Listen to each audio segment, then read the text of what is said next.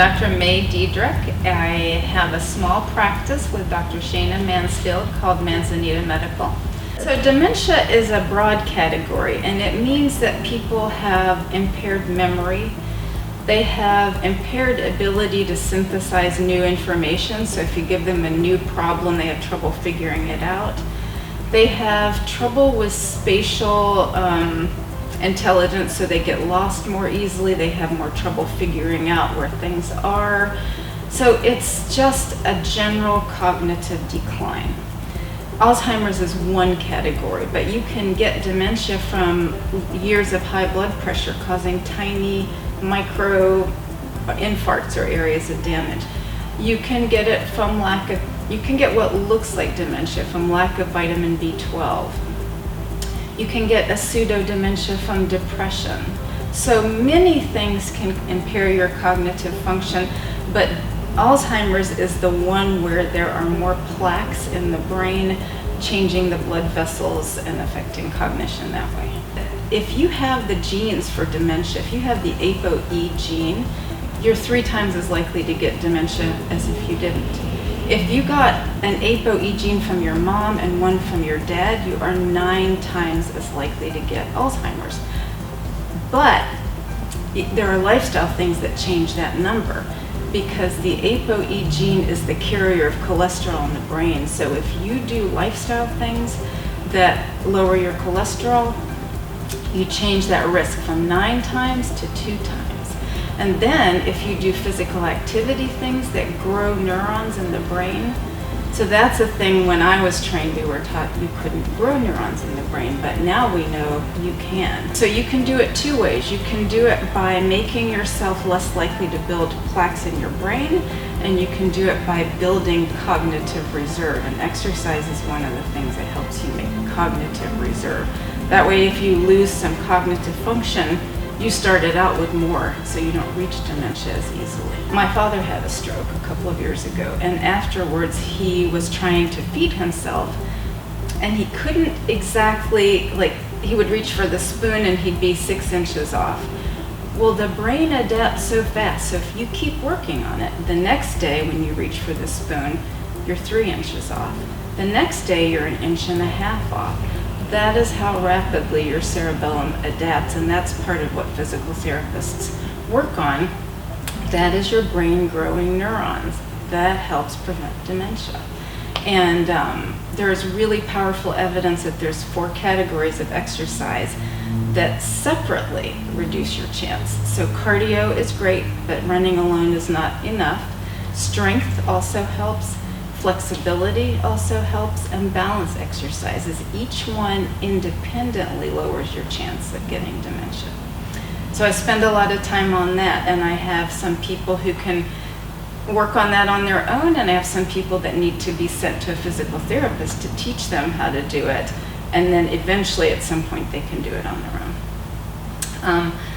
The other thing I have people work on is learning.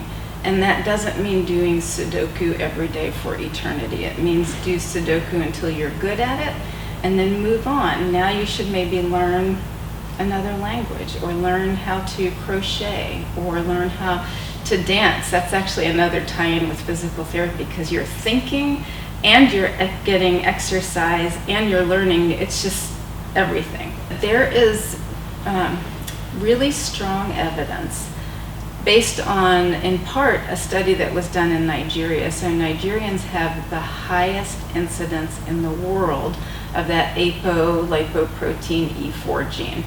So they have a lot of people who have 2 copies, which raises your risk 9 times. Hardly any of them get dementia. And that is linked with the fact that in general they eat beans, whole grains, vegetables, fruits, seeds, nuts, and they only eat animal stuff and refined stuff when a baby's born or a wedding or whatever. My name is Michelle Bogert. I have my doctorate in physical therapy. I am the clinic director and owner of the Foothills Paradise Valley location. One of our main population demographics in physical therapy is elderly and geriatrics, which we tend to see a higher incidence of dementia. So I just have a general increase in experience working with elderly and geriatric patients.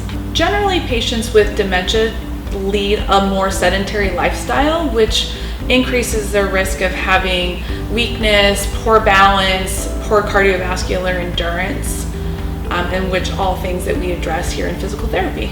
Here at Foothills, we truly try to have a holistic approach, so we will address nutrition with patients, we'll address the importance of sleep, hydration, kind of all those multi-factors which can contribute to a person's increased likelihood of having dementia or other cognitive dysfunctions. A positive outcome looks like a person gaining some of their independence back, educating them on the steps and things that they can do to prevent the progression of their disease, and also just to give them that sense of freedom that they can perform those things at home with greater confidence, with greater ease. Treatment for a dementia patient is very specified to their current ability level and also the goals that they themselves and their family members have. A combination of stretching, strengthening, cardiovascular, endurance training, balance training are all important and key components in establishing a treatment program for a person with dementia. So a flexibility exercise that I really like for patients with dementia is just a basic calf stretch, which is really important with improving people's ability to walk and reduce their risk for falls. Another basic exercise that we do is helping patients transition from sitting to standing without relying on the use of their upper arms and body. And then lastly, we do a lot of just general static balance exercises so people feel safe completing their activities of daily living. The most rewarding part is seeing people gain a certain level of independence again. The enjoyment on their face when they're able to complete a task that once seemed impossible, and just overall the family members' gratitude to you being a part of their family members' treatment plan and letting them get back to some of their normal activities. It's essential to have family and caregiver support when treating a patient with dementia. Often they're reliant upon them to bring them to their therapy appointments, but also we place an emphasis on continuing the exercises outside of the therapy office also. So frequent discussions, sitting down, meeting with family members to establish goals, any obstacles that we're facing, and adjust the treatment plan as necessary. What I hope to educate patients and families on with dementia is that if you have a collaborative team, so your physical therapist, your physician, your family members, your caregivers, it doesn't have to be a lonely diagnosis, and that there are preventative things that we can do to help improve their overall quality of life.